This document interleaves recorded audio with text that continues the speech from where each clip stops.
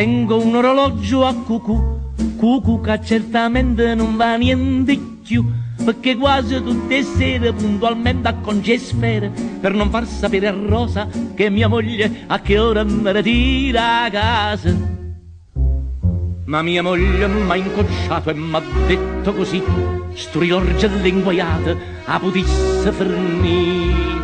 Anacleto, Anacleto, non ti fire sta quieta, non poco mi annanzi, non poco mi arrete, sto rilorgio si è scassato, non si può sapere che ora è. Anacle, Anacle, Anacle, il bello cucù.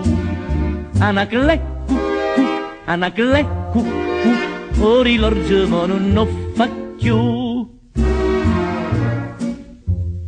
Certo che mia moglie non sa che io vago tutte le sere ad una. Dice: tu sei un mascalzone, ti sei fatto un ubriacone. Io mi imbriaco sulle vasi e per questo molto spesso faccio tardi a casa.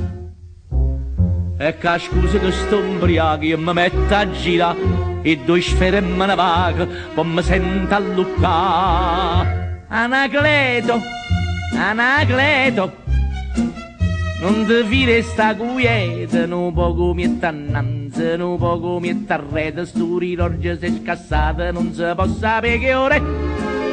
Anacle, Anacle, Anacle, il bello cucù.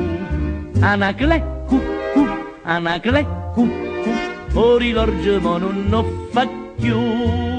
Anacle, Anacle, Anacle, il bello cucù. Anacle, Anacle, o rilorgio ma non lo fa più.